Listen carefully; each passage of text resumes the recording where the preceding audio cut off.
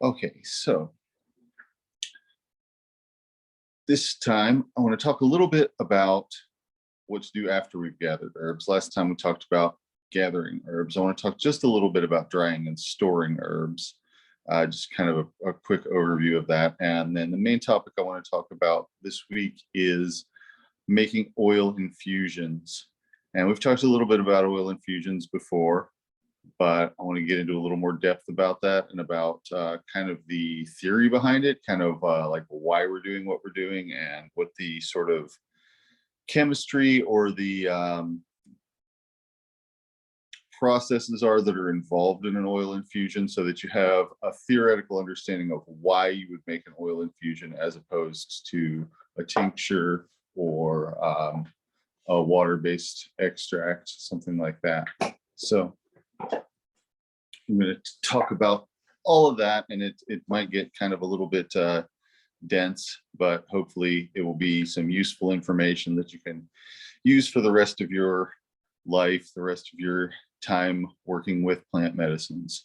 So first of all, just a little bit about drying and storing herbs. There are lots of ways to do it. Different things are going to work in different climates depending on how dusty it is, how humid it is, that sort of thing. My usual practice when I gather a small bunch of herbs, like maybe say a bouquet of herbs that's the size that I can hold it in one hand, I would usually just tie all the stems together with a string or tie all the roots together with a string and hang it up somewhere where it can dry in the air. If it is a large amount of leaves, where it's just leaves like raspberry leaves, I like to spread that out on a cloth or a piece of paper and something that's slightly absorbent, and just spread them out in a single layer and let them dry. These days, I usually do that inside the medicine wagon. I've got shelves, I've got nets, I've got strings to tie things up with, and it gets pretty warm in there if it's out in the sun, and can have a fan in the back of it and have an air current going through it. So you want a dry, warm place, but you don't want necessarily to cook the herbs, because that's going to cook away a lot of the aromatic constituents, if there are any. And that's, going to weaken the herbs. And you don't want them in direct sunlight, because direct sunlight can break down. You usually don't want them in direct sunlight, because direct sunlight can break down some of the substances in the plants. And so some people like to dry herbs in a dehydrator or in the oven on a really low temperature. There might be times when that's appropriate, especially if you live in a really damp climate, and they might mold if you try to let them just air dry. I really don't like to do that way where I live, because it dries them out too quickly, and not only the water is evaporating, but a lot of the other substances in it that might be medicinal. And so that's always something you want to watch out for. But you do want to dry things to the point where they're completely dry, because if you put them away damp, they're going to mold. So it's a good idea to make sure that leaves are crispy, that things are completely dry before you put them in any kind of an airtight container. Sometimes if I have a large amount of herbs and I think I'm going to be keeping them for a while, I'll put them in a plastic bag and put the plastic bag in in a paper bag, which is slightly absorbent in case there were a little bit of moisture, and then put that inside of a plastic container that's going to be airtight. So that's one way of doing it. Ideally, not leaving dried herbs around too long is a really good choice.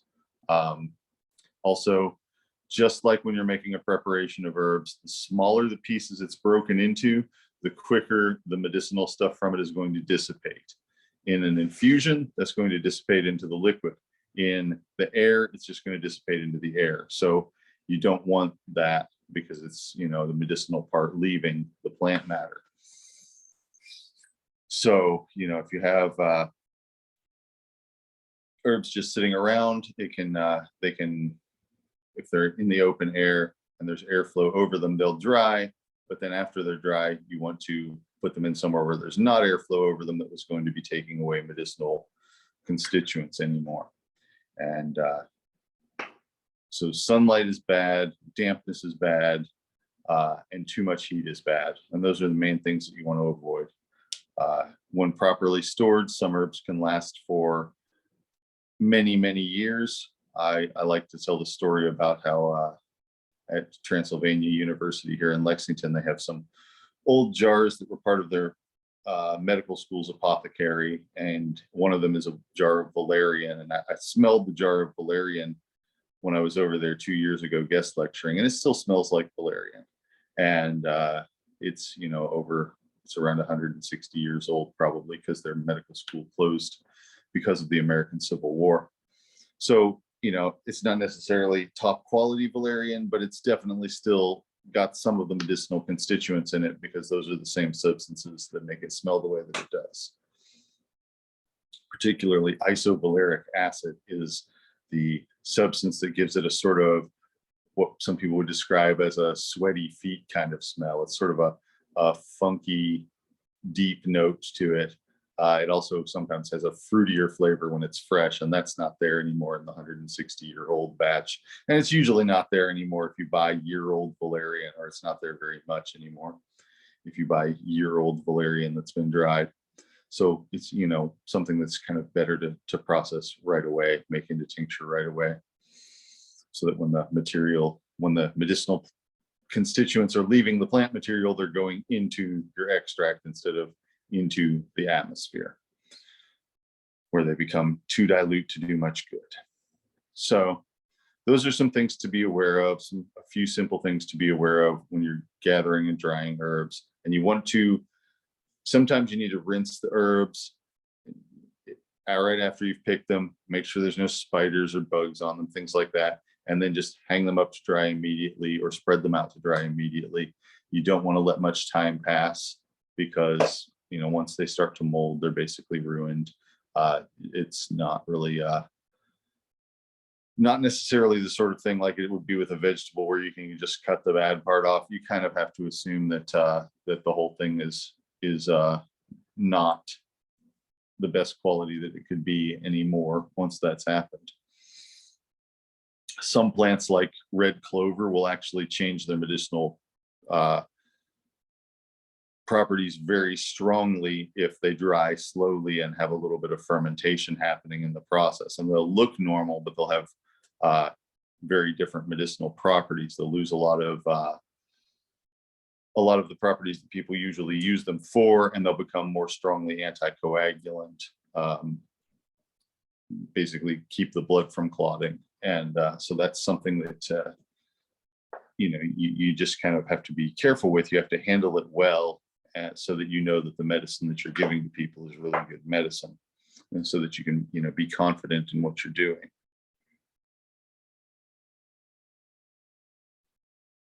So then, with oil infusions, an oil infusion is basically just an extract made with oil. There's different ways to make them. I'm going to talk about a few basic categories of oil infusions. And I think it's more important that you have a theoretical basis of how oil infusions work and why we use oil infusions and when, rather than just recipes, because you can get that anywhere. That's easy to come by, and you don't necessarily have to memorize recipes, but you do want to have a mental understanding of how the process works. So that's what I'm going to focus on right now. So when you're making an oil infusion, certain substances in the plant are coming out of the plant and into the oil, just like with tea, but different substances.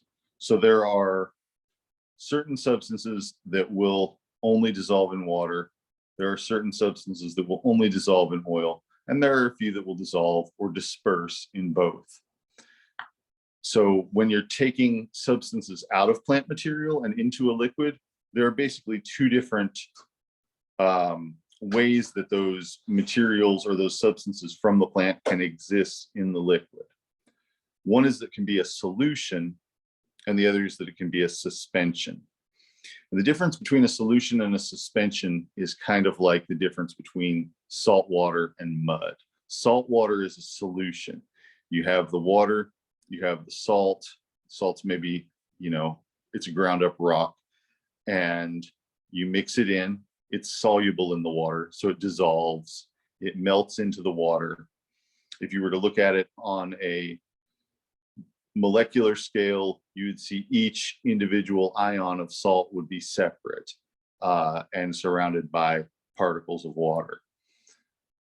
If you were to do the same thing with, say, just ground up clay, which is also, a ground up rock, and you mix that with water, it's not going to dissolve the same way. You're not going to get a clear liquid. You're going to get mud, right? We all know what mud's like.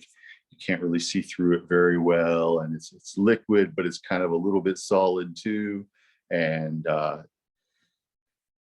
if you look at that on a molecular scale, or even if you look at it under a pretty good microscope, what you'll see is little chunks of rock, little specks of dust floating around in the water, moving around in the water. They may eventually settle out of the water if you were to leave it just sitting, or they might not. So that's a suspension. If they were fine enough particles, the movement in the water of the atoms might keep them from settling, and that's a colloidal suspension. But that's a little more detail than we need to go into today. But so you can have a mud-like suspension, or you can have a salt water-like solution in water, where things are either dissolved or they're just dispersed throughout the liquid without actually being dissolved. And in oil, you can have both of those situations too. The difference is that certain things are dissolved in oil and certain things are dissolved in water. And as you know, if you try to combine oil and water, the oil sits in little pieces on top of the water. Most oils float on water, and they don't mix with water very well. If you shake it hard enough, you can get a suspension or an emulsion where the two things are mixed thoroughly together, but they'll eventually settle out too. So the difference between what dissolves in oil and what dissolves in water often has to do with the electrical charge of the molecules or ions that are involved. So water has a positively charged side and a negatively charged side, kind of like a tiny little magnet. Salt has also a positively charged piece and a negatively charged piece. If you think of salt as sodium chloride, which is a name that you've probably heard for salt before, the sodium part is positively charged and the chlorine part is negatively charged. With water, the hydrogen part is, the H2 is positively charged and the O is negatively charged. So the negative charge on the water attracts the positive charge on the salt, and the negative charge on the salt attracts the positive charge on the water. And so they mix, they kind of sort themselves out one molecule or ion at a time all through the water. And then with substances that don't have that kind of charge, they won't dissolve as easily in water. They'll dissolve more easily in oil. So we might call those non-polar, meaning that they don't have a positive and negative charge. There are also some plant chemicals that have a positive charge and then no charge, a positive charge on one end and no charge on the other end. So those will often dissolve in oil or water. And a lot of medicinal compounds do fall into that category. So hopefully that's not too opaque or too arcane, but the main thing to take away from it is that oily stuff dissolves in oil, watery stuff dissolves in water. Some things don't dissolve very well in either, and some things dissolve okay in both. And so with any individual plant, you have to know whether it's a plant that contains stuff that's going to dissolve in oil, or whether it's a plant that contains stuff that's going to dissolve in water. And for the most part, this is something people have figured out by experience. You know, we figured a lot of this stuff out way before we had, this kind of understanding of how fluids worked on a molecular level. But now we have the understanding of how it works, and I think it's good for herbalists to get that understanding as well. So when you have an herb, you probably have there's probably some history of use of how it's been prepared, whether it's been made into a tea, an oil, or whatever. If you don't have that, you can often tell from the feel and the smell of the herb, because most of your volatile compounds, a lot of your volatile compounds, the things that give herbs fragrant smells, like how do I want to say it, like spicy types of smells, not fruity smells, but things like aromatic smells, like the smell of rosemary or lavender. These are substances called terpenes. They're oil soluble. To some extent, they're also water soluble, but these are things that will come out in oil, and these are plants that do have a history of use with oil. So it's good to know, to be able to recognize that certain things, if it smells like a kitchen herb, it's probably going to be able to dissolve with fat, with oil. And if it doesn't have much smell, there's a good chance that the things are going to come out better in water, because that would be a lot of things like tannic acids and mucilages, things like that don't necessarily dissolve well in oil, or can't really dissolve in oil. They can sometimes be suspended in oil after they've been dissolved in water, but we'll get into that later on in a more advanced level of medicine making. So just as a very basic thing with oil infusions, there are 3 different processes that I use, or 3 different categories of processes that I would describe as hot infusions, which could also be described as a decoction in oil, or something is being cooked in the oil. There are cold infusions, which are done at room temperature. And then there are warm infusions, where the oil with the herbs in it are kept at a warm temperature for a long period of time. So I'm going to give you some examples of each of these things that are things that I use in my practice. And for all of them, just for the purpose of getting an easy handle on how we're doing them, a way you can proportion things, and this is just sort of a general easy practice, is you can have a loosely packed quantity of an herb, and then you can add a similar quantity of oil to it. So for instance, let's see if I have,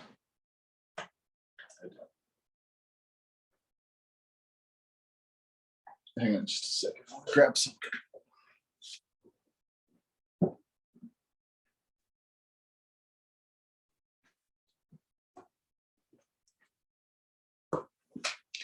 This is an oil infusion that I use pretty often. This is oil infusion of usnea oil.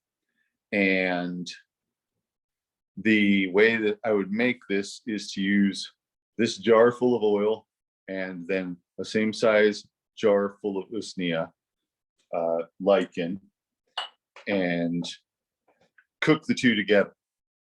Usually I will measure out that much usnea lichen in whole form, just stick it into a jar, and then I'll take it out and crumble it up, which will make it smaller. But using that kind of standard, semi-standardized process, it is easy, and it gives you a good product. And with that one, I put the usnea in the oil, which you have to break it up for it to all fit down into the oil. And then I bring the oil to a simmer on the stove, and I let it simmer for 30 minutes to an hour. I used to do it for longer, but 30 minutes to an hour really seems to get the job done. And in that process, I'm cooking out some of the stuff that's in the usnea. There are a bunch of substances in usnea that don't come out in oil, but there are some that come out in oil that are different than what comes out in liquid, in a tincture. So with the usnea oil tincture, the usnea oil, the tincture I'm mostly using to support the immune system. The oil I'm mostly using as a topical pain relief. I especially use it for tooth pain. And it's pretty good for it. It often takes away the pain without causing any sort of numbness. It doesn't have a strong taste. It just tastes a little bit mossy, oily. And so it's pretty well tolerated. Doesn't bother people the way that clove does sometimes. A lot of the time people will take clove and they'll use it a few times and they'll be like, oh, this is just making me feel sick. I can't stand the flavor of it anymore. And it's like that with some other herbs that work by stimulating other nerves in the mouth, making salivation happen, things like that. Usnea doesn't really do that. It just kind of calms the pain. So I've used it quite a bit. I've used it in the first aid station at festivals and things like that until people could get to more definitive care when they've done something like hurt a tooth or had some tooth pain come up from an existing condition like a cavity. And so it's a really helpful thing to have around. It's pretty easy to make as a hot oil infusion. I use grapeseed oil for that particular oil infusion. There are almost all oils are going to work pretty similarly for most situations. And there are a lot of different traditions of using different oils. Like, for example, here in Kentucky, a lot of old-fashioned recipes call for making things in bear grease.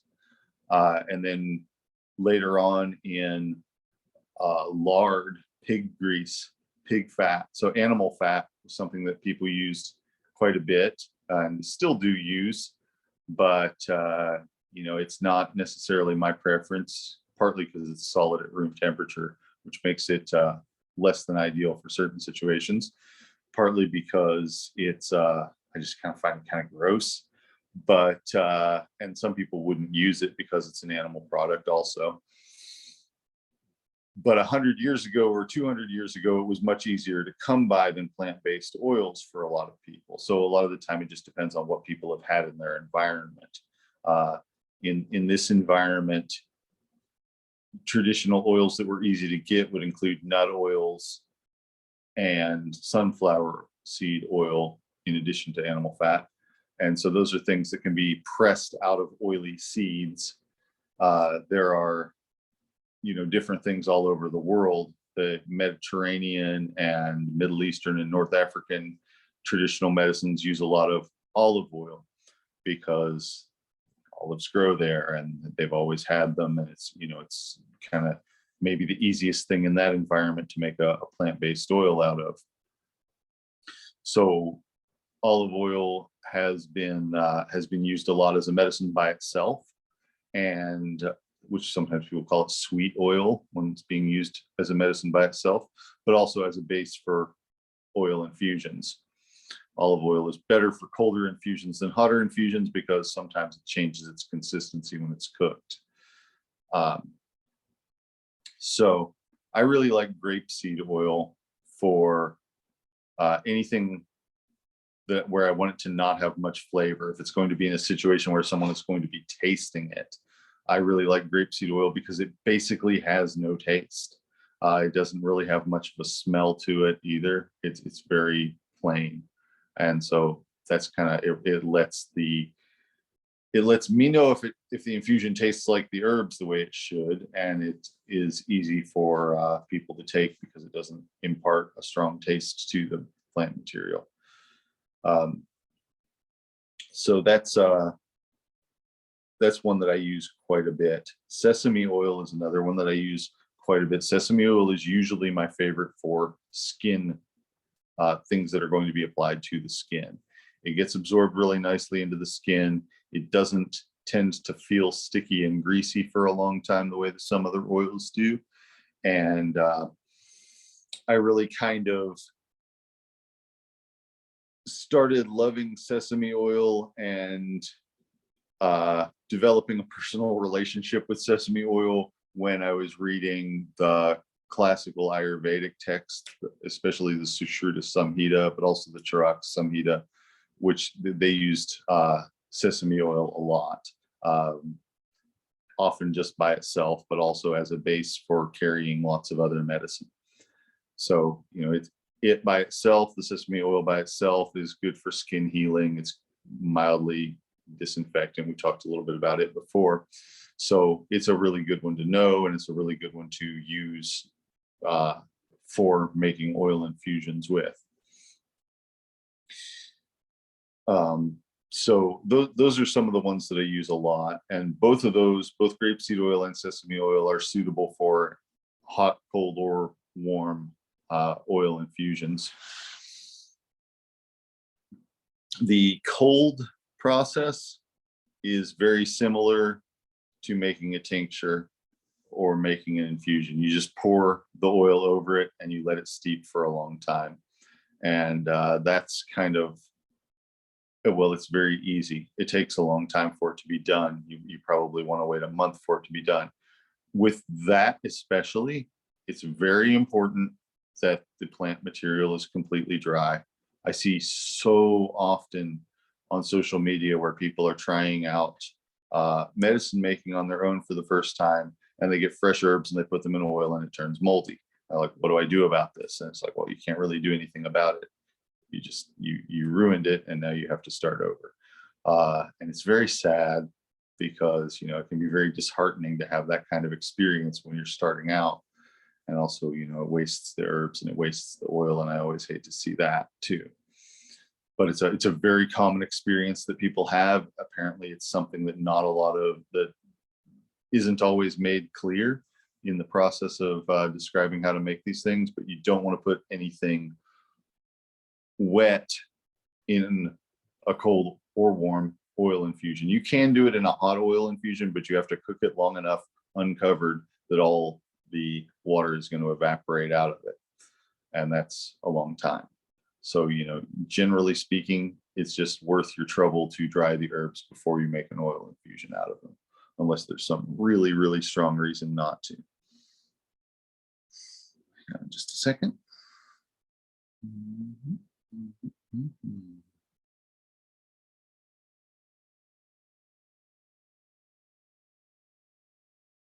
So yeah, the valerian root, it does have that sweaty sock smell even when it's fresh, but it also sometimes has a sort of fruity, some people describe it as like a grape soda type of smell to it on top of the sweaty sock smell, even when it's fresh. And those two smells are valeric acid, which is the fruitier one, and isovaleric acid, which is the funkier one. And both of those also occur in lesser amounts in elderberries. And this other question is, when you say sesame oil, are you referring to the kinds you'd get in the grocery store? Yeah, just regular food grade sesame oil. A lot of the time in the grocery store, there are two different things, one of which is raw sesame oil and one of which is toasted sesame oil. Generally speaking, I mean raw sesame oil, although, you know, if you use toasted sesame oil, for the most part, it's going to work pretty similarly. It's going to lose some of its antioxidant and antiseptic properties when it's cooked, but it's still going to carry the medicine in a similar fashion.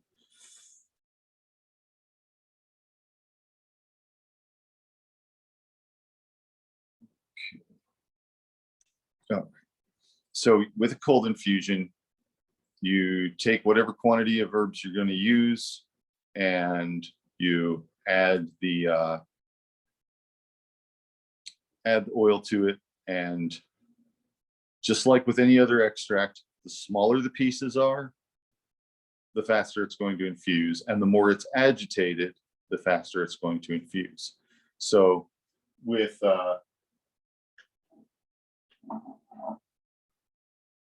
this one, This is the cayenne tincture. I mean, the cayenne oil infusion. Oh my goodness, I keep doing that.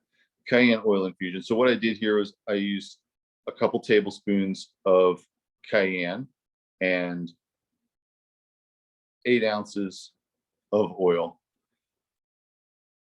And then it looked about like this the next day. But what I did was a few times during the first few hours, shook it up, and then the particles would settle to the bottom, and then I'd shake it up again, and the particles would settle out again. And by the next day, it had this nice orange color to it. This is actually made in sunflower seed oil, because that's what I had readily available to me at the time that I made. Well, I didn't make this. Aoife made this at the time that I had someone make this. So that's actually, if I were to use the whole jar with the cayenne, you know, it would be unspeakable. It would be a mess. It would be hard to get the oil back out of the powder, and it would also be maybe too strong. Maybe it might not even be any stronger than that. It might just end up using more cayenne ineffectively. But a couple tablespoons in 8 ounces, or 1 tablespoon per 4 ounces of oil, or something like 15 milliliters of powder and 250 milliliters of oil is going to make a pretty nice infusion with cayenne, since it's a strong herb. And that's something that is just primarily used topically on the skin to aid circulation and decrease inflammation, as we talked about in a previous class. So that's a real easy one to make, and I encourage everybody to go get some cayenne pepper and some oil. You can buy both of them at the grocery store, and mix them together. And it's a handy thing to have around, that's made out of very accessible, very inexpensive ingredients. And so that's a good one to have. It's also very good for cold sores and shingles, and the pain that comes after them, the shooting pain that sometimes occurs after they're gone. So a good one to know about, and a good example of a cold infusion in oil. The warm infusion is very similar to the cold infusion, except you put the jar somewhere warm. You don't cook it. You maybe sometimes what I do is I put it in a hot water, sit it in a bowl of hot water, and then change that every couple hours. Another traditional way that people have done it in the past, which is not necessarily something I recommend, but sealing it in a jar and putting the jar in a compost pile and using the heat of the decomposing material to cook it. Another way that sometimes people have done it is to put the jar on top of a hot water heater or next to a hot water pipe, and that will keep it just a little bit warm for hours and hours. And it's not going to be anywhere near a cooking temperature, but just at a sort of a hot water temperature, and just around I don't know, 130 degrees, maybe something like that, maybe 150 degrees. But that's pretty hot. But anyway, you can have it at a fairly warm temperature for quite a while. And so that's a way to slowly infuse some things that you might not want to heat to the point of cooking, but that you don't want to just try and infuse at room temperature. A plant that I make into oil that way is St. John's wort. And St. John's wort is something that is gathered around the middle of summer. Here in Kentucky, when I find it, I usually find it going into bloom right on solstice, summer solstice, right around the 21st of June. And that's a really good time to harvest it. If you harvest it a few weeks later, it's not as strong, but you pick the flowers and the buds and put them in oil, dry them, put them in oil, and make a warm infusion out of it. And it will turn very dark red if it's good stuff. And you can make it with the leaves too. The leaves don't impart as much medicinal potency as the oil does, but this is a very, I want to say storied, mythical, legendary type of healing herb in one of the languages that I studied when I was younger in Serbian. It's called Kantarion, and it's called that because they believe that the centaur, or they have a story to the effect, they don't really believe this story, they have a story to the effect that the centaur Chiron actually invented this medicine, and that it was what he used to heal wounds. He was sort of like a legendary healer, and he was the teacher of the demigod who taught the lineage that Hippocrates came from. So he was kind of considered the inventor of surgery. But the Cantarion, the St. John's wort oil, is a really good oil for helping deep wounds to heal. In my lifetime, I've used it on knife and bullet wounds, and I've used it on wounds that came from car accidents and industrial accidents and things like that. And it's really good for helping tissue to heal, and it's also can be taken internally like regular St. John's wort. It is more photosensitizing than regular St. John's wort. In other words, if you take it, you're more able to get a sunburn. It makes you more likely to get a sunburn, but it can also be used as an antidepressant, like the tincture or other forms of St. John's wort can. So it's a really a fun medicine to have around, and kind of something that at least has a lot of history behind it, a lot of good stories behind its use and stuff like that, which I find interesting. And it's a warm infusion is one way to make it. Just a second.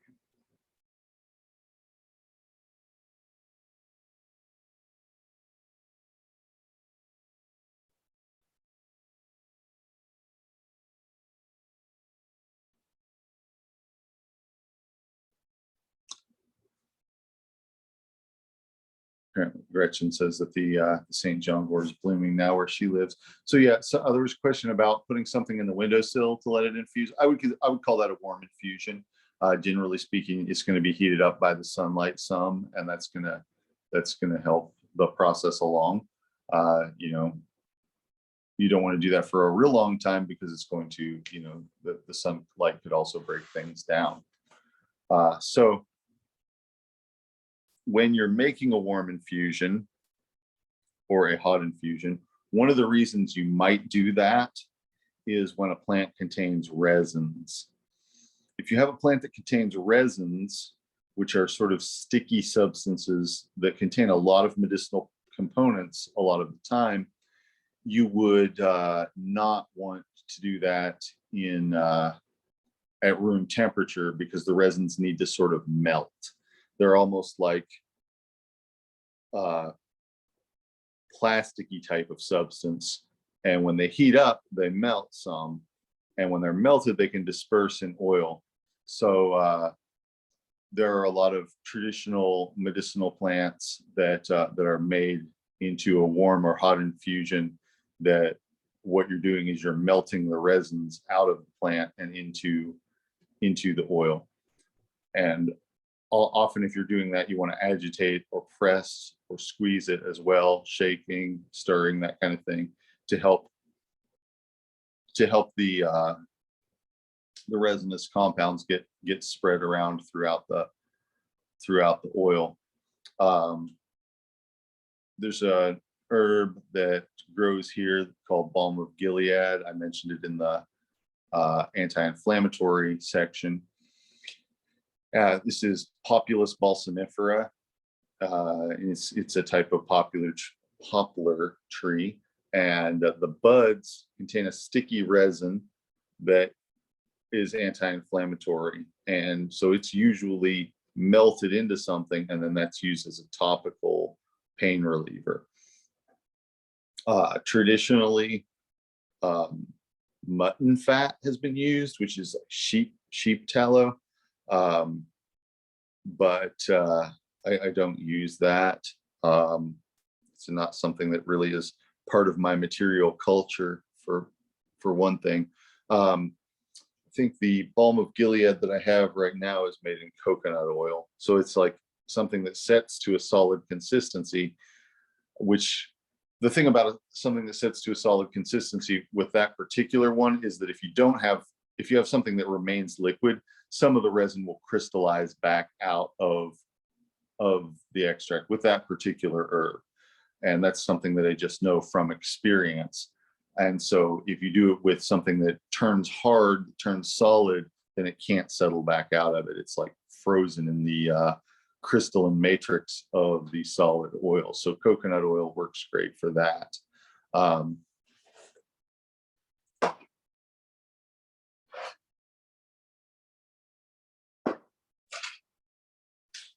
This is cannabis oil. It's a absurdly popular remedy lately.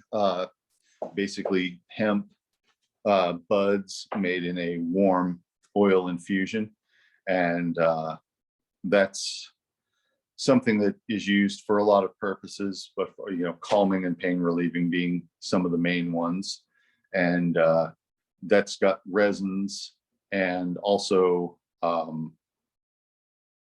terpenoids, which are sort of the aromatic compounds. Like I said, there are terpenoids in a lot of nice smelling plants like rosemary, and like savory, nice smelling plants like rosemary and lavender and oregano and things like that. They have a lot of terpenes in them, terpenes and terpenoids.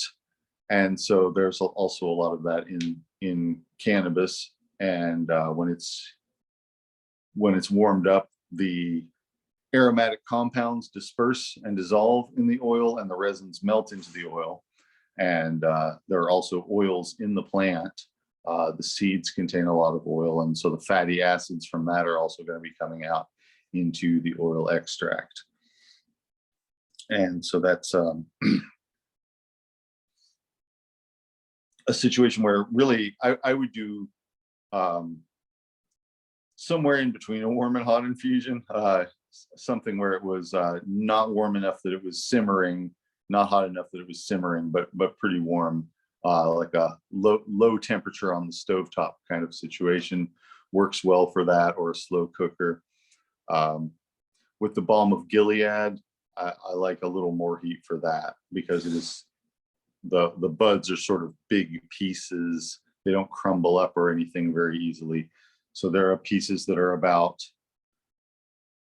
I don't quite know what to compare them to, but maybe like the pointed part at the end of a pencil. They're around that size.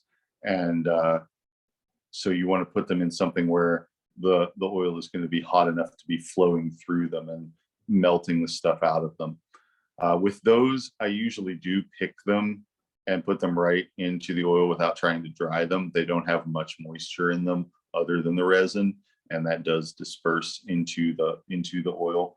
But because there is some water in them, you want to cook it for until they're kind of, if you pull a couple out on a spoon, you want to be able to crush it with another spoon and have it actually be friable and breakable so that it crumbles. And that's when you know that it's dry. So that's, like I said, that's a popular remedy here. It's actually named after a different remedy that comes from the Middle East, which is also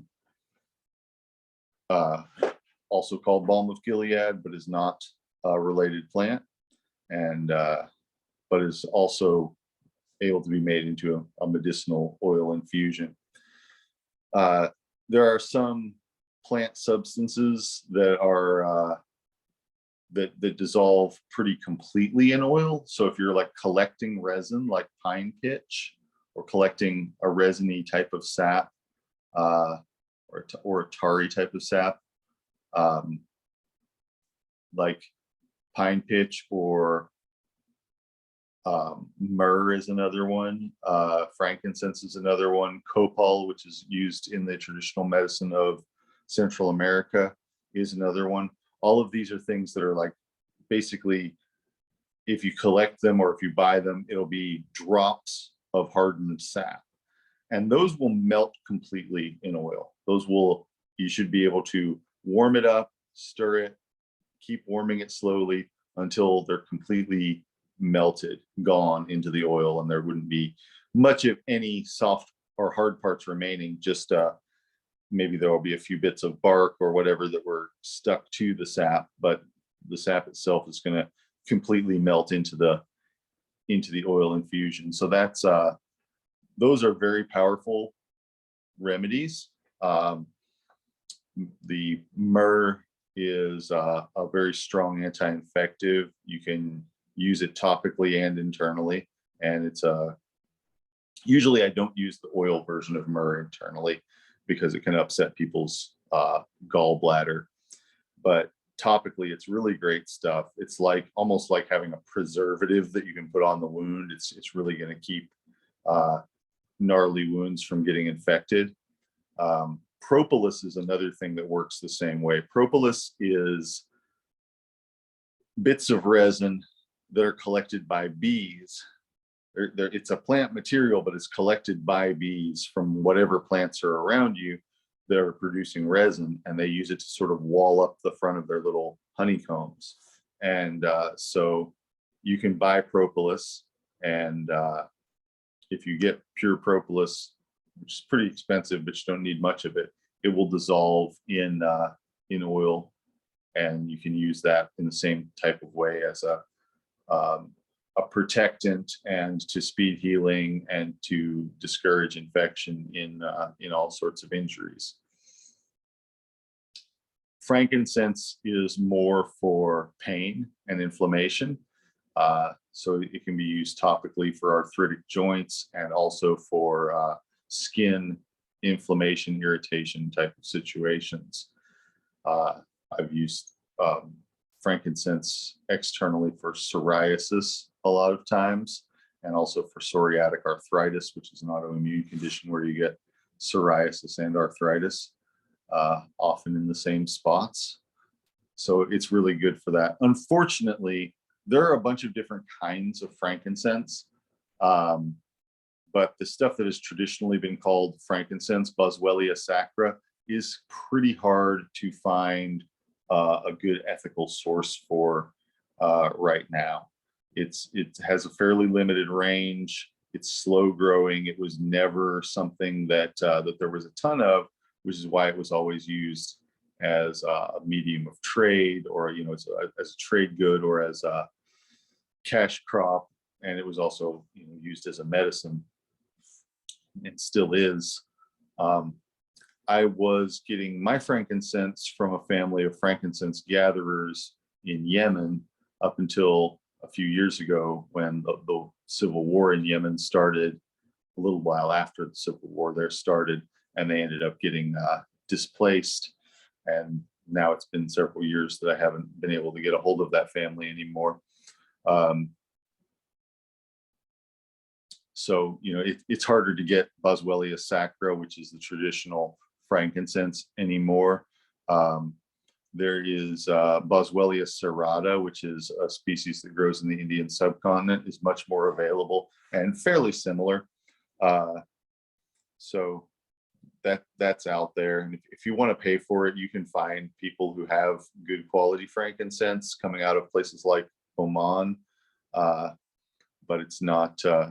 It's very limited in supply, and so it does tend to be pretty expensive. So I use less of that now than I used to. But the balm of Gilead does some similar stuff, so often I would use that instead. Or sometimes I use the Indian frankincense, which I do have a little bit of around. So it's a good one to know about for pain. And the nice thing about frankincense for pain is that it doesn't have any sort of sedative quality to it at all. It doesn't upset your stomach. I mean, especially not if you're using it topically. Internally it might, but it doesn't cause any kind of sedation, and it often will cause a very significant degree of relief of pain and inflammation.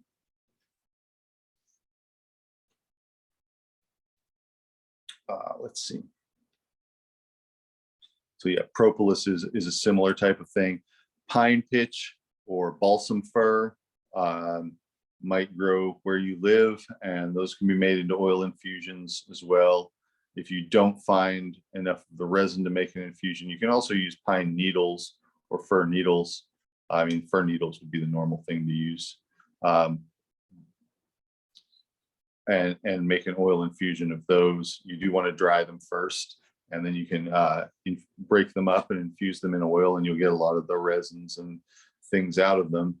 And those are also disinfectant and skin healing, but they're also somewhat stimulating to the circulation in an area. So if you have a situation like pressure sores from someone who doesn't have a chance to move around very often, bed sores and that kind of thing, or if somebody has sores on their feet that are recurring or non-healing because they don't have good circulation in their feet, and or very badly fitting shoes or braces and other things like that on the feet can sometimes cause them. So it's a good thing for that type of situation. I would often use it along with the cayenne oil infusion, but it's a good thing for that type of situation because it's helping to improve circulation at the same time that it's helping to prevent infection. And that's a really useful combination. So those are all things that you would want to melt into the oil by preparing it in a more of a hot way.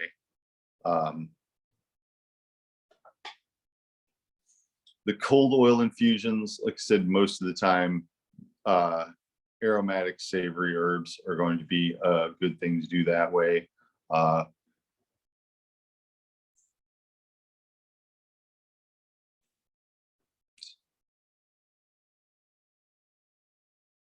There's a question of, are the resin infused oils as effective as essential oils? They're less concentrated than essential oils. They are safer a lot of the time, and they contain different substances, because if you get a pine essential oil, for instance, it's going to contain some substances. It's going to leave behind some of the substances that you would get in the oil infusion. So, so for instance, if someone had itchy skin and you wanted to use a pine salve on that, it would work much better if you were using an infused resin pine salve than if you were using one made with the essential oil. So the essential oil is more concentrated in what it contains, but it leaves behind some stuff. Basically, when you make an essential oil, right, you're running steam through something, and the steam is taking some oils with it. And then you're collecting the steam and letting it sit, and the oil separates out to the top. But you leave behind a bunch of stuff that doesn't evaporate with the steam. And that would include a lot of what's in the resins, because they melt, but they don't really evaporate. They melt and then they burn, but they don't so much evaporate. Some of the substances evaporate out of them because they're not pure substances. But so you would be leaving behind a lot of these components of the resin if you made it into an essential oil. So in a way, they're more broad spectrum than the essential oils are. And it just kind of depends on what you want the product that you're making to do.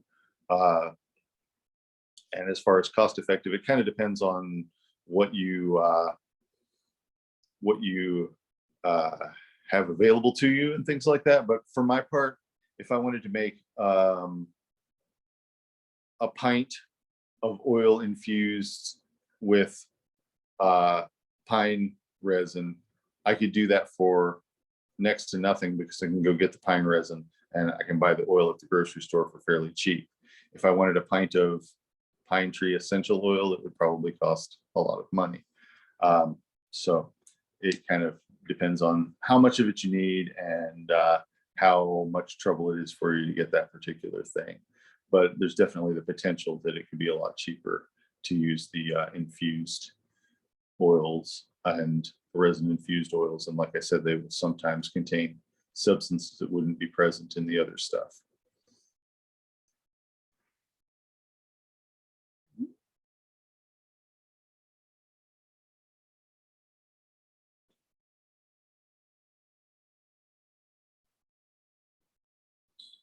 Yeah, it might change the recipe for the better. It's kind of hard to say. You'd have to try it and see what you thought of it, I suppose. Uh, Especially with cosmetics and topical things, it can be kind of a matter of how you like the way it turns out. But it's one way of doing things, and if you know how to do this, then it gives you some options that you wouldn't have if you didn't know how to. So with cold infusions, there are a few of them that I use fairly often, and some of them are fairly spicy. They're hot flavored cold infusions. One that I really like, that's also another really traditional thing, is cubeb pepper. If you can't get cubeb pepper easily, black pepper will work almost as well. This is basically, you take the pepper, and I would use about twice as much as I did with the cayenne here. I would use about 2 tablespoons to every 4 ounces, instead of 2 tablespoons to 8 ounces. And the finer grind, the better. You put it in the oil. I like grapeseed oil for this one again, and sunflower oil is good too. Stir it together, let it settle out, shake it up a few times and let it settle out, and then strain it so that you have just the clear oil without the sediment at the bottom, and pour it off.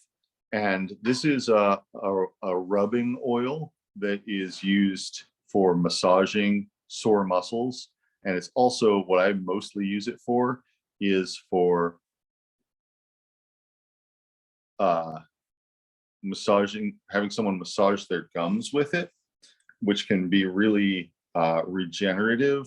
It can actually help someone's receded gum line to advance back to where it should have been, which is a hard thing to get to happen if you haven't ever tried it. So it can be part of an oral hygiene routine, and it can really help. It's something that I've used quite a bit. It's a very traditional remedy among working class European people. It's something that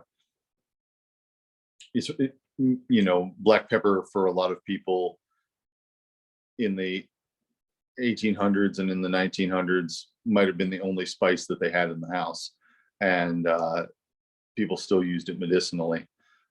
Going further back, there was a situation in which barbarians took over Rome, and one of their demands was a certain amount of black pepper, because it was something that was hard to get where they lived, but much easier to get in the Mediterranean. So it's been a very sought after remedy and food throughout history, and it's because it's really good at increasing circulation and movement of fluid in the body, promotes good digestion. If you take a little bit of black pepper oil with food, it can help promote digestion. If you rub it on the gums, like I said, it can help the gums to heal, and sometimes it can help loose teeth to be salvageable and not fall out. In the past, when I was working more with people who were not securely housed and a lot of people who had substance abuse issues, I saw some really, really intense cases of gingivitis, and like sometimes where you could see part of the skull and part of the skull was missing and that sort of thing. And I didn't use black pepper oil by itself. I used bloodroot as a mouthwash, which is a more poisonous type of thing, and then use black pepper oil along with that. And it really helps with that sort of thing, what we call ulcerative necrotizing gingivitis, where you actually have some not only sores in the mouth, but like decaying sores in the mouth. Sorry to be graphic, but that's life sometimes. And so black pepper oil, along with some other things, was really helpful in that situation. If someone's experiencing a lot of dry eyes, dry mouth, things like that, a few drops of black pepper oil taken internally and washed down with water will often really make a big difference to that. It can also be a decongestant.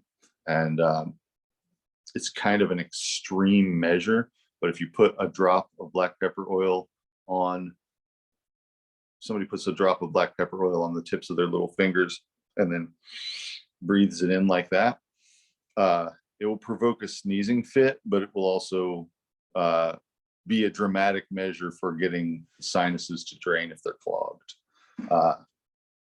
So, you know, like I said, that's a desperate measure, but it is something that that you can do, and it's not harmful, even though it might feel really intense.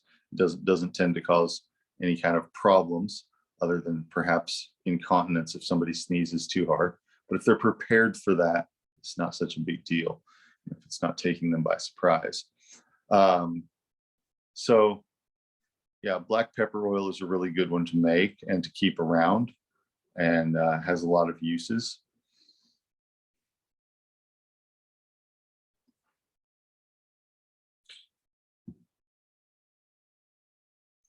And that can be made just as a cold infusion. You don't need to add any heat to it.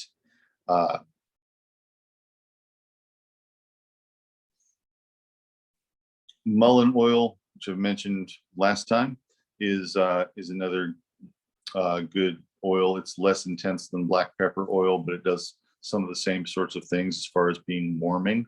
You'll notice that a lot of the oils are warming when they're applied topically, and you know the process of applying oil and rubbing it in can be warming all by itself. So the herbs are just kind of helping along with that process. Yarrow can be made into an oil infusion, and that's more of a cooling type of thing. So it's something that you could use on a sting or bug bites, or things like that. It's also something that will make bruises go away more quickly.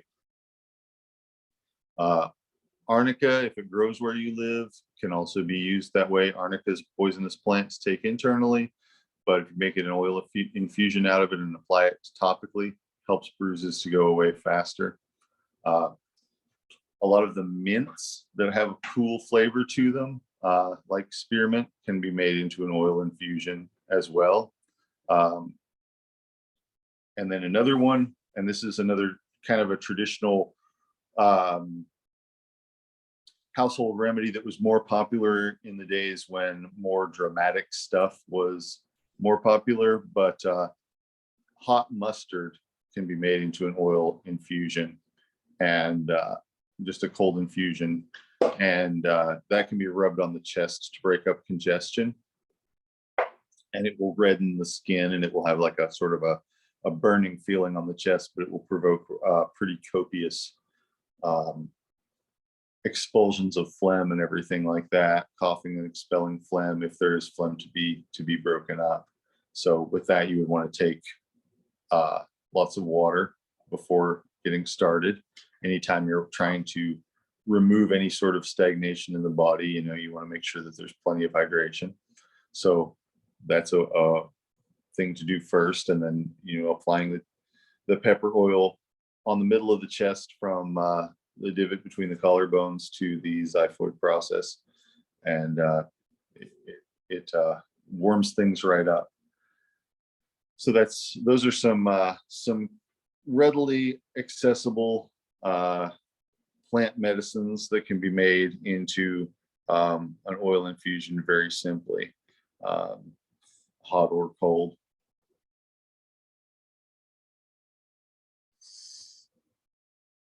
And so yeah, those are some good things to try out. I would encourage everybody to, you know, try it, try some different plants and see what you like. As far as oil infusions go, just try the process out. And then there are some different oils that you might want to use in more specialized situations. For instance, castor oil. Castor oil can be used topically by itself, and it's just very slightly warming. It's thick and sticky. It's a very it's not a light oil, it's a heavier oil. I like castor oil when I'm working with really dry skin, especially thick, dry skin on hands and feet that's more calloused. When I'm working with skin that's more fragile, like especially older people's skin, where it's kind of dry and crepey and thin, I really like jojoba for that. It tends to get some circulation happening to the skin and keep it very hydrated without irritating it or anything. So a lot of the time that skin is really sensitive.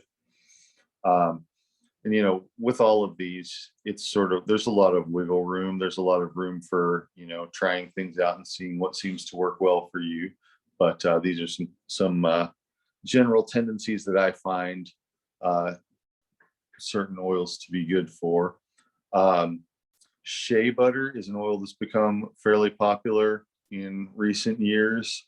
Cocoa butter is another one. Both of these harden when they are allowed to cool. So they're both solid and kind of hard at room temperature. So those can be really good for the topical, for the resiny things that are used topically, because they really allow the resins to get dispersed through them and then get held in place by the structure that it forms when it hardens. It's just kind of like ice. When it gets cold enough to be solid, it kind of develops a crystalline structure. Fats do that too. The difference between a fat and an oil is basically just whether they're solid at room temperature. So I kind of use the two terms fairly interchangeably. But those are some good things that are very good for drier skin, and very good for the resin-based stuff where you're trying to get the material to stay in suspension within the oil.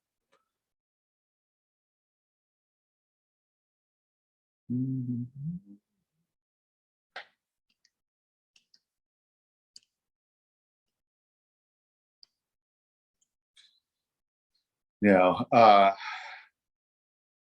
mentioned that one of the more common oils that you can get a hold of around here, or if you were, let's see, that you could get if you were having to make it on your own, would be walnut oil, because walnuts are a very common tree here. Hickory nuts are too, and you can press oil out of the seeds of those as well. So, just crushing those seeds in any kind of quantity, you're going to end up with some oil pouring out of them. And a lot of the time, store-bought oil is a lot easier to work with because it doesn't have any moisture in it, and it's usually pretty well filtered and everything. But if you needed to make your own, it would be good to have a kind of a general idea of where you might want to go for it, I think. And so black walnut and hickory nut trees are some of the better ones around here. Sunflowers are easy to grow, and they'll make a lot of oil in a small amount of space, and you don't have to wait 30 years for them to reach maturity the way you do with these trees. So that's a plus too. When I have used those oils, I've used them more for oil infusions that I meant for internal consumption, which is, a lot of what I've talked about is using oils topically, because oil is a nicer way to apply things to the skin than tinctures are. But you can take a lot of oils internally as well. Obviously, the cannabis oil has a lot of internal use that people use it for. The St. John's wort oil does as well. Another type of substance that you can infuse in oil and take internally, and this is one that I like to do with walnut oil specifically, is asafoetida or ferula, also known as hing, which is the sap of the plant in the celery family, and it's dried. It has a strong garlicky smell to it. People say garlicky. It's not entirely like garlic. It's somewhere between garlic and celery, but it has some sulfury smell to it. You can melt it or mix it in and melt it together with oils. And I like the walnut oil for that, because both it and the walnut oil have some antifungal properties. So when I'm using ferrula, a lot of the time what I'm doing is I'm giving it to people who have fungal infections so that they can take it internally, and then the substances from it will come out through their bodily fluids and get rid of the fungus as it does so. So a lot of the time when you think about fungal infections, they're in damp places. So you get yeast infections, athlete's foot, ringworm. They all like damp, they all like heat. So a lot of the time they're in sweaty parts of the body. And if you have something antifungal coming out in the sweat, as this ferrula will do if you make a oil infusion of it, then that's going to make the sweat antifungal, and it's basically going to make those damp parts of the body incompatible with continued fungal presence. And so that's a really effective, really useful way to use to get rid of fungal infections and to use Hing. It's really the only thing I've seen work very well for ringworm in the scalp. When people get fungal infection in their scalp, it works. It usually will clear that up in a matter of a few days, and it can be a really hard thing to get rid of. So that's often a thing that people are very pleased to see. So that's, you know, that's an internal use of it. This is a traditional remedy from India. It's been used in Europe as well, but it's used quite a bit more in India. And it promotes digestion and also, you know, helps with fungal infections, and helps, I think it helps to establish beneficial flora in the intestine and get rid of some unbeneficial ones, which is particularly a thing that you need to think about in someone who has either been on antibiotics for a while or been very constipated for a while. So it can be good for people in either of those situations. And with the people who have been on antibiotics for a while, that's often the same people that have fungal infections, because that's something that often comes with that. So that's a good good herb to know about. And the herb is Ferula asafoetida. If you buy it at the store, asafoetida powder, it's usually mixed with rice flour, just to kind of cut it and make it go further, I suppose. So if you try and make an oil infusion with that, the resins from the ferula will infuse into the oil, but the rice powder will remain at the bottom. It's just a sediment that you can pour it off of, and you know that part's never going to go into the solution. So don't worry about it. Just be aware that it's there. So it's you know, something that I don't think I've ever seen asafoetida in this country being sold as a pure substance. In some parts of Europe, it's used to kind of smudge houses. You burn it, and the smoke is meant to clear out the house and I guess get rid of evil spirits or whatever, but also get rid of the sense of whatever has been in the house, and maybe kill mold and things like that as well. And in those areas, I've seen it sold as pure crystals of ferula sap, but over here it's always mixed with rice flour, or nearly always at least. So that's an oil infusion that's, you know, more for internal use.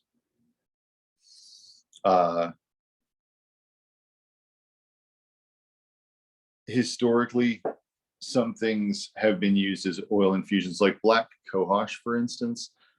I always make black cohosh as a tincture when I'm giving it to people, but the native people who used it originally did not necessarily do that with it. They cooked it in fat. They didn't have, you know, high concentration alcohol, so that they cooked it in fat.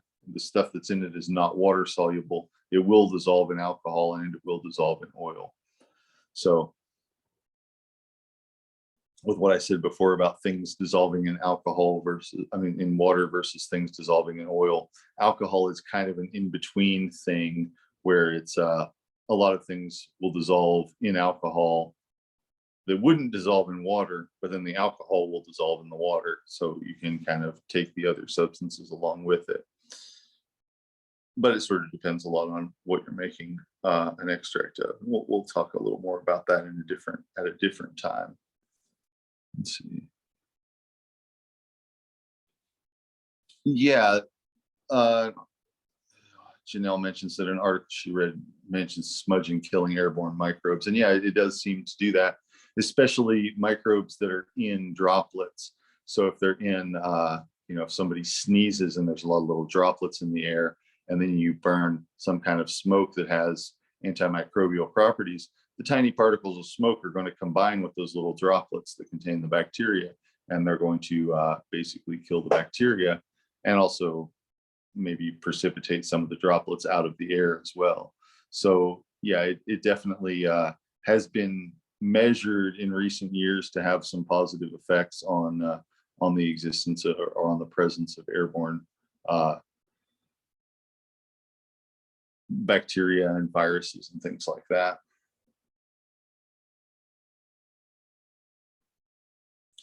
Just a second, I'll be right back.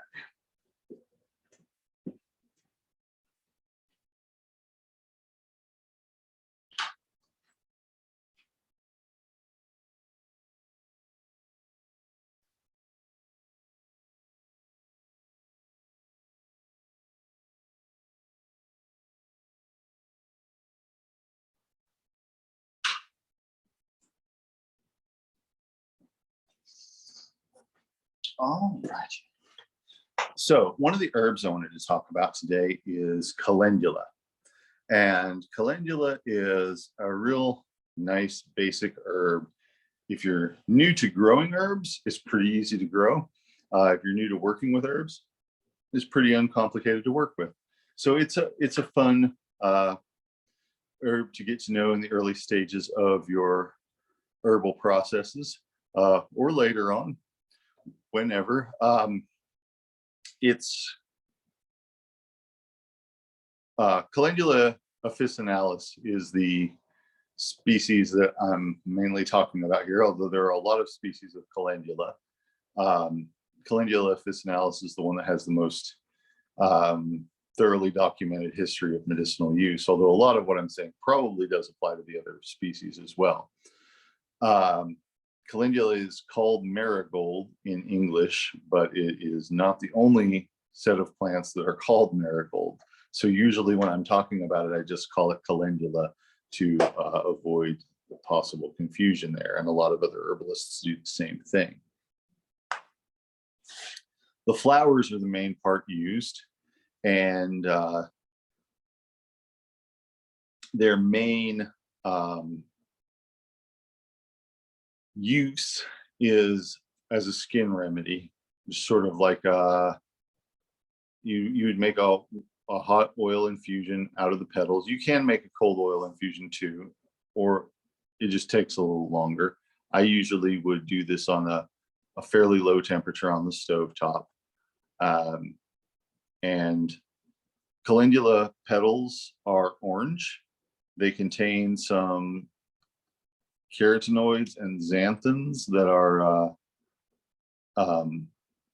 orange and reddish pigments, yellow and reddish pigments that make orange when viewed in aggregate, I suppose.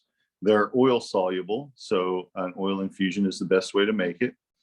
It also contains some very mild, small amounts of plant-based steroids, glycosides and citosterols, which are anti-inflammatory substances. So this is like an antioxidant and steroid topical preparation for the skin. And you can use it for just about any kind of irritation of the skin. There are a lot of things where it's not necessarily the best thing that is out there, but it's a very adequate thing for a lot of situations. I used it for diaper rash when I had babies.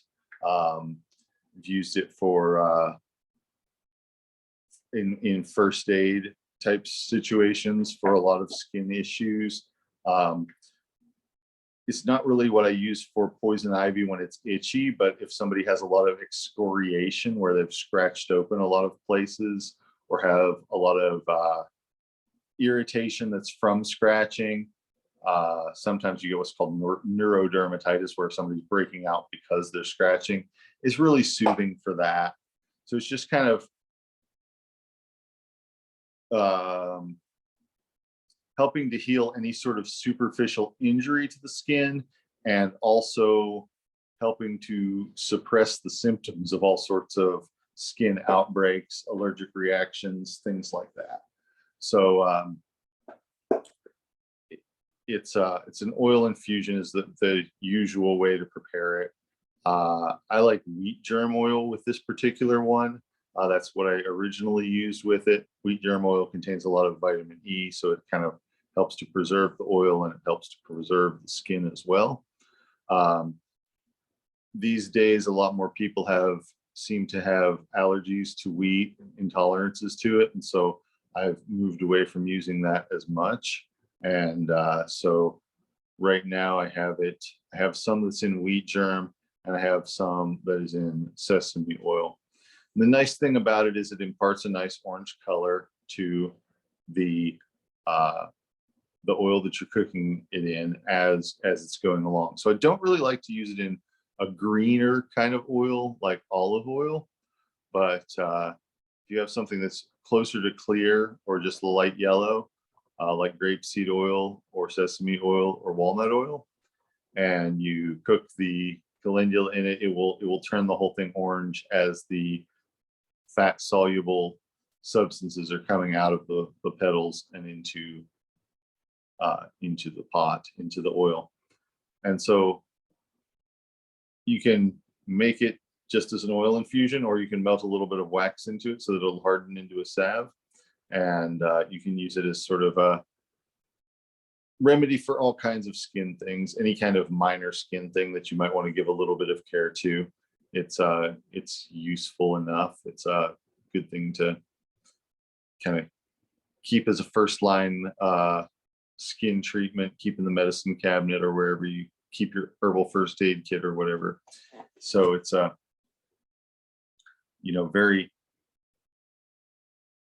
it's not a super powerful remedy, but it's a super versatile and super well tolerated remedy. And so if you've noticed the trend, that's kind of tends to be what I go for, both in this class and in my clinical practice in general. Wherever possible, I really believe in using a mild remedy when you can, and in using a versatile remedy when you can, especially if you have a limited number of things. If you have 2 whole rooms full of plant extracts, then you don't need to. Then versatility is less of an issue. But if you're doing what I was doing the first few years of my practice and carrying all the stuff that I use in a bag or a basket, then it's a lot more important to economize on space and on how much you can get done with any one particular remedy. And so I like calendula for that. And it's a nice looking thing. It's something where you can kind of see that you're doing it right, which I like that pretty well. And the cayenne is like that too. You can see that you've done it right, but at the same time, cayenne is applicable in far fewer situations, so you don't get to use it on as much of a frequent basis. If you have little kids running around, you can use calendula all the time because they're always inflicting some sort of damage upon themselves and then wanting you to do something about it. And so calendula is just great for that. And it's good for animals too. It's been,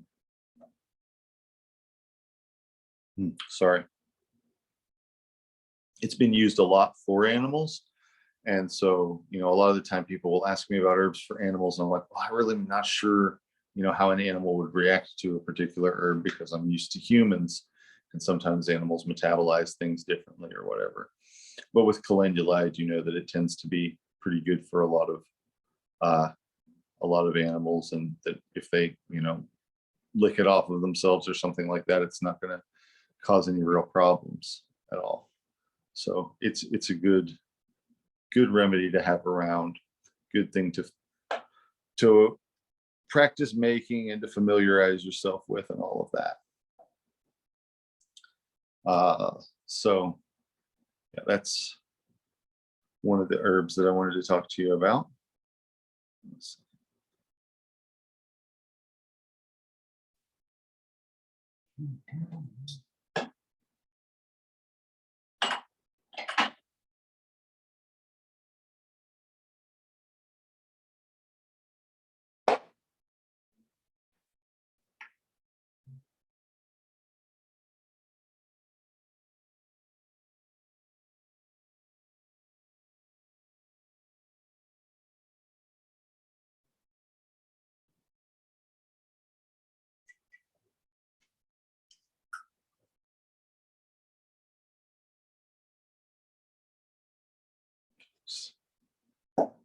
Sorry.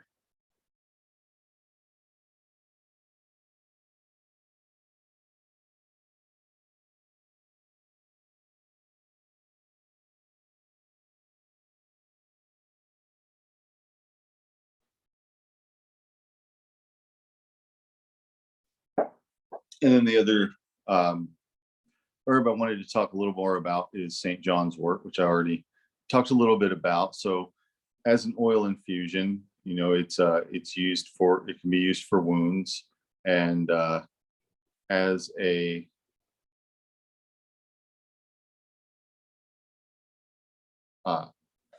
as an internal medicine, it's something that we've used kind of as a broad spectrum antidote. Basically, it has a history of use as something that works against all sorts of other medicines, and that was kind of its main use for a lot of years, and through most of the history of Western herbal medicine, was that it was sort of an antitoxin, or something that was used to detoxify the body or work against poisons.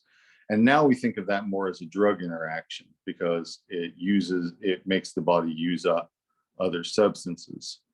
And so it's something you have to be careful if you're taking with other drugs. In fact, it's usually not a good idea to take if you're taking other drugs, at least not internally. It's fine topically.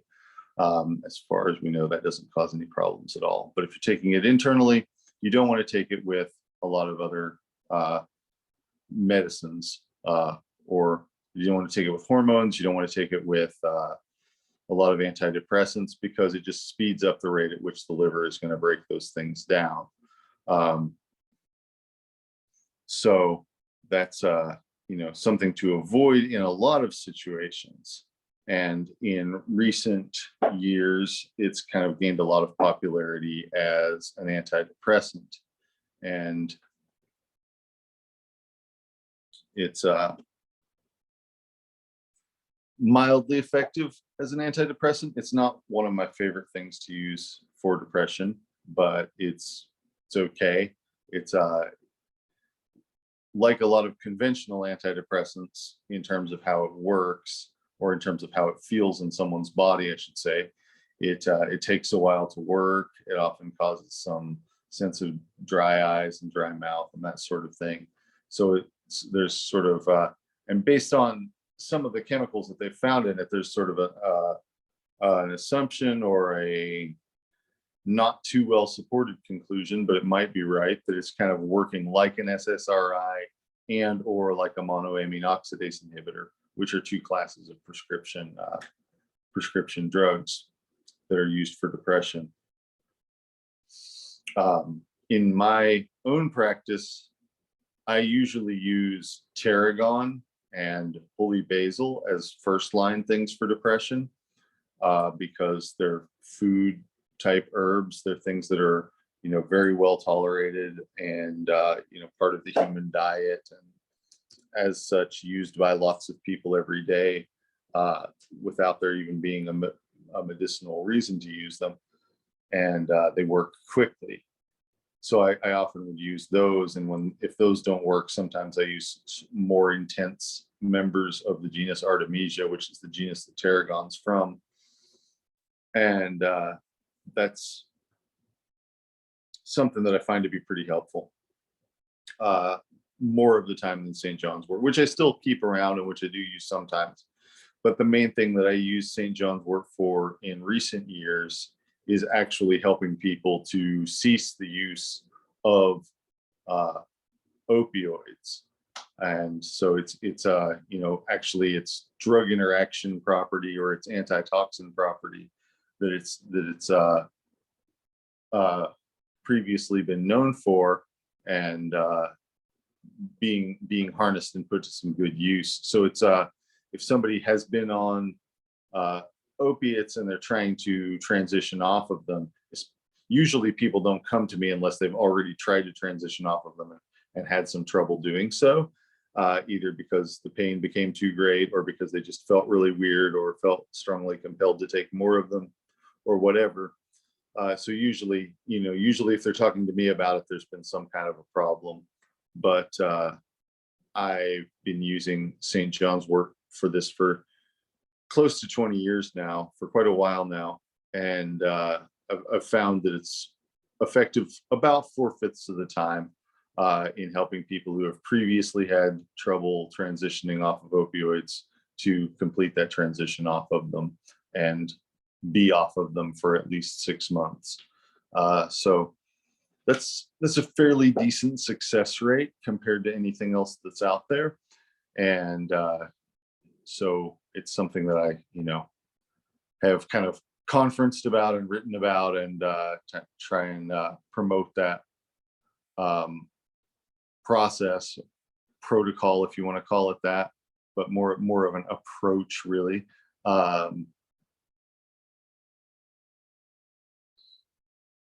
Before or after methadone, usually if somebody was doing methadone, it would be more like after that. But a lot of the time, I don't know, methadone's not as popular here as it used to be. A lot of the time people do Suboxone, and then sometimes people don't do anything like that.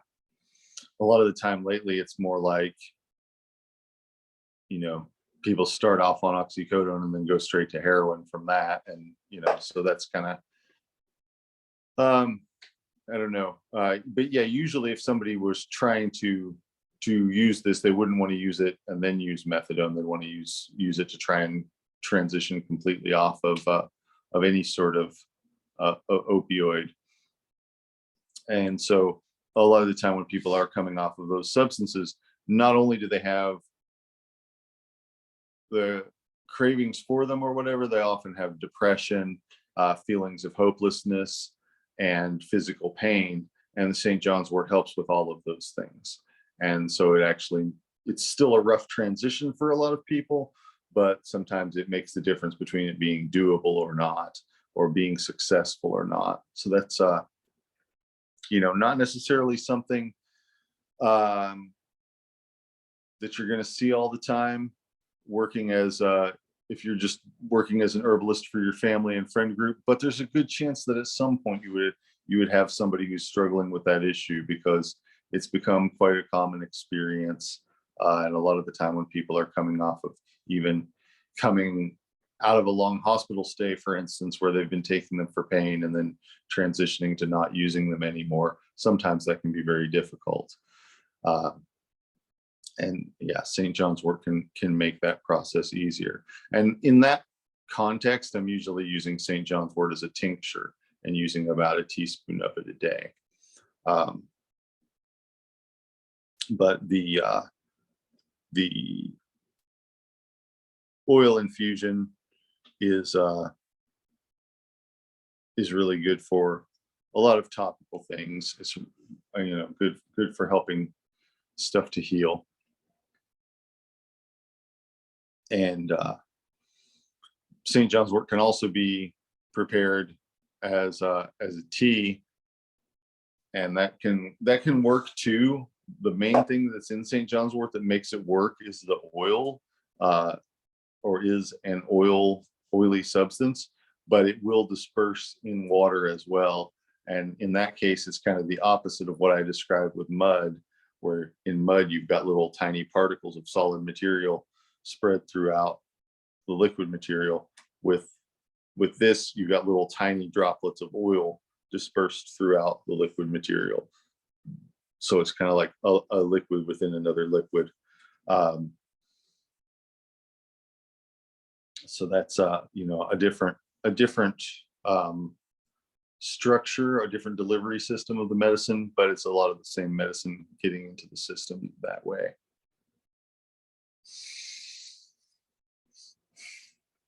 Another thing that I have used St. John's wort for before is for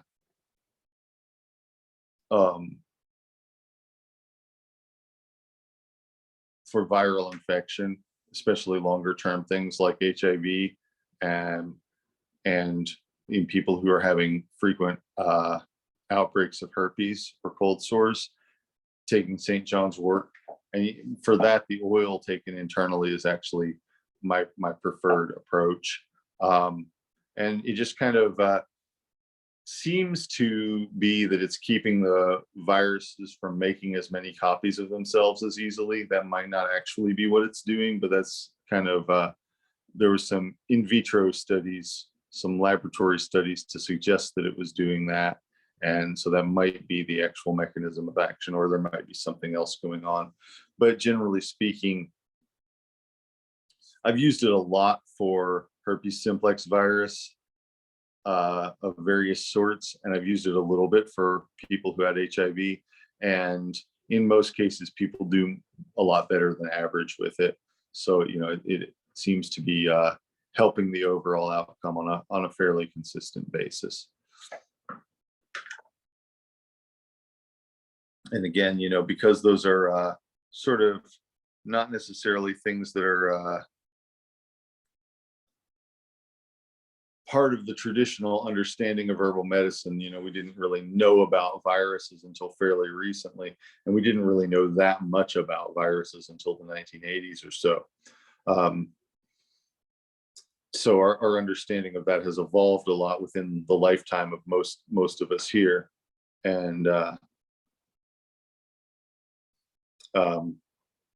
so that's been, you know, so we don't necessarily know exactly what the mechanism of action is of the herb, but we do know that it's helping to strengthen the body. It may also just be that it's that some of the destructive processes or toxic substances being released by the virus going through its life cycle is being cleaned up more quickly by the St. John's wort, and that's causing, you know, less clinical outcomes. And that would be a very that would be another mechanism of action that would be totally consistent with what we already know about St. John's wort. So that might be part of, or all of, what is going on.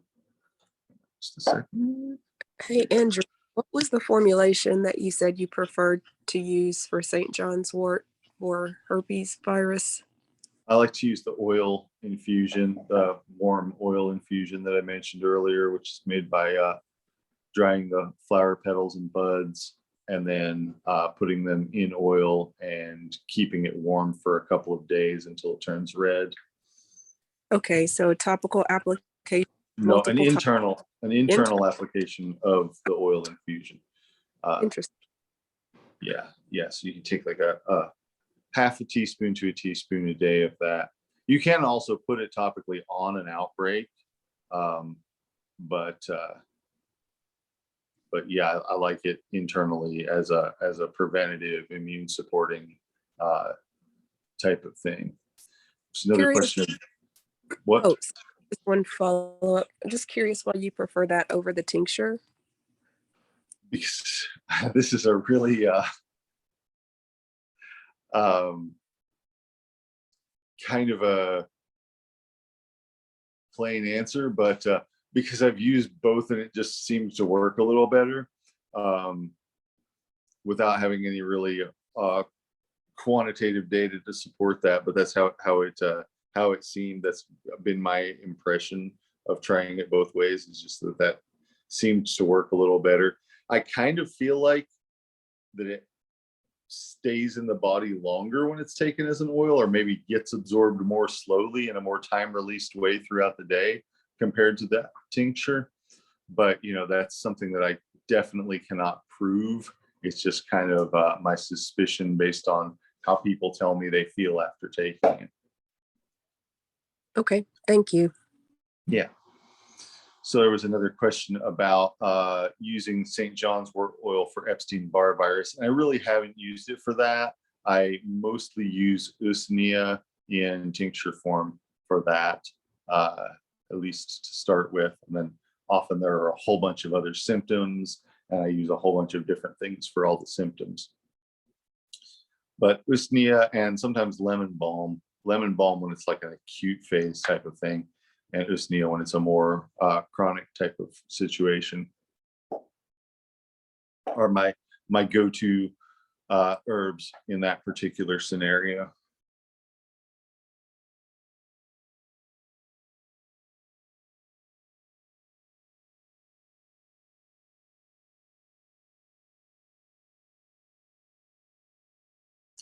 All right.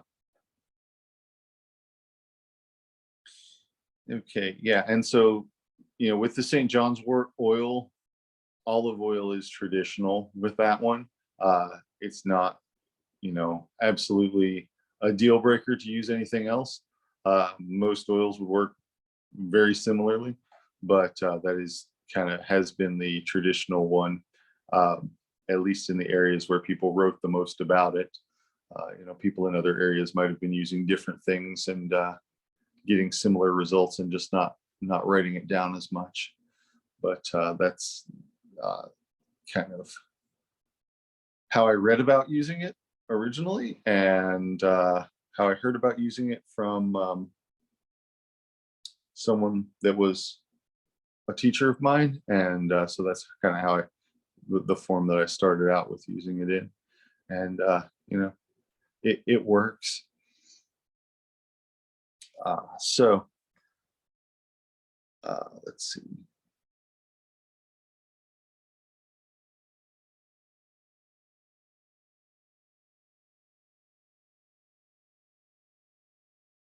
All right.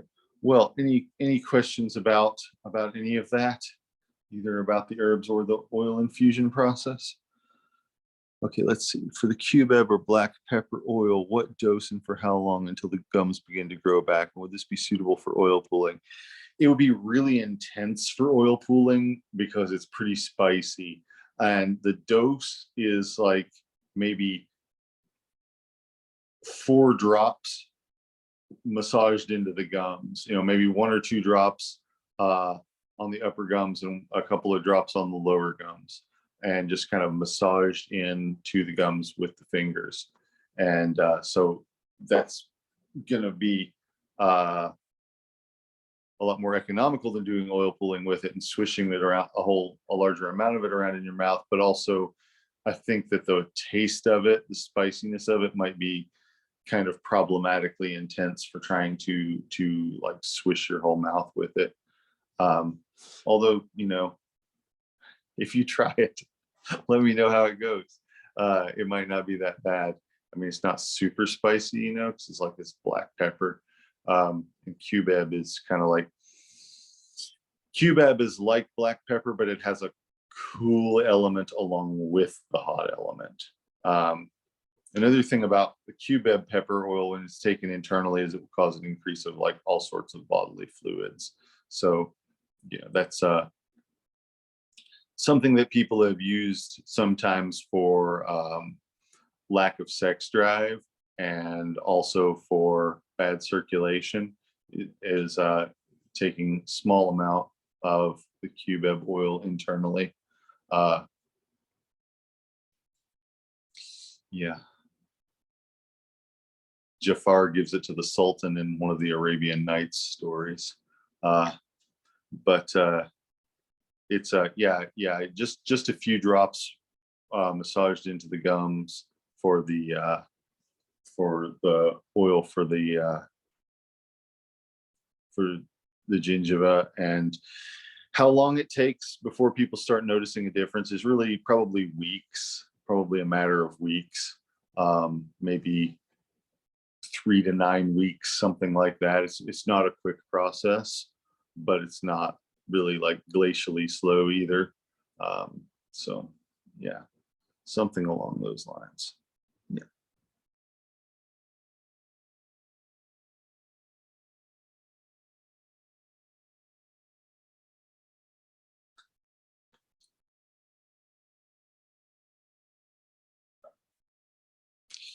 If you pick St. John's wort tomorrow, yes, I would dry them before making an oil infusion. And same with mullein flowers. You don't necessarily have to dry them if you are going to keep them in a warm place. Another way you could do it is to put them in a warm place and put some gauze, like rubber band a piece of gauze over the mouth of the jar. And that way, if there is moisture, if there is water in it, it would have a chance to escape as it's sitting there and being warmed. Those don't tend to contain a lot of moisture, but they do contain some. And you just don't want the whole thing to get moldy because there's water in it. So usually I would just kind of spread everything out on a piece of paper and let it dry. Or it doesn't have to be a piece of paper, be a piece of cloth. That's what I have in the medicine wagon, is like this plain brown paper. You can spread herbs out on it, and that way if they stain it, they're not staining anything that you're trying to keep. So but either way, yeah, it's a good idea. It's probably the best idea to dry it a little bit. Shouldn't take long, overnight, or maybe over 2 nights if you're in a more damp type of situation, and then put it in the oil.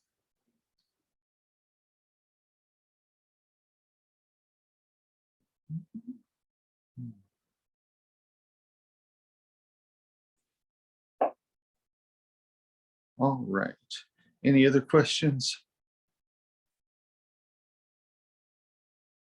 Okay, well, yeah, so sometime this week, I am probably going to, I'm going to put this video up, and then I'm probably going to also put up a short video with just some kind of updates about the plant collection project and about the next herb walk, which is going to be in August.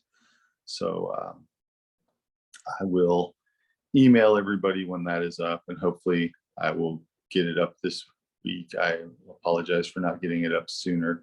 Things have kind of started to be a little bit hectic again.